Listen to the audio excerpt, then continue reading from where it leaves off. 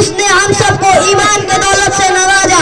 یہ بہت بڑی دولت ہے, دنیا میں اس سے بڑھ کر کوئی دولت نہیں. پورے دنیا کا نظام صرف ایمان والوں کی بنیاد پر چل رہی ہے. جس دن زمین پر ایمان والا یعنی اللہ تعالیٰ کے نام لینے والا نہیں رہے گا, اس دن اللہ تعالیٰ پوری دنیا کو ختم کر دیں گے. میرے بھائیوں, ایمان بھی سیکھنے کی چیز ہے.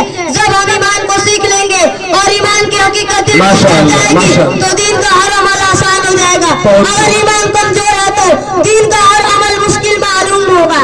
صحابہ رضی اللہ عنہ فرماتے تھے, ہم نے پہلے ایمان سیکھا پھر قرآن سیکھا. ایمان کو سیکھنے کے لیے جان و مال کی قربانی ضروری ہے. اللہ تعالی ہم سب کو ایمان سیکھنے کے لیے قبول فرمائے.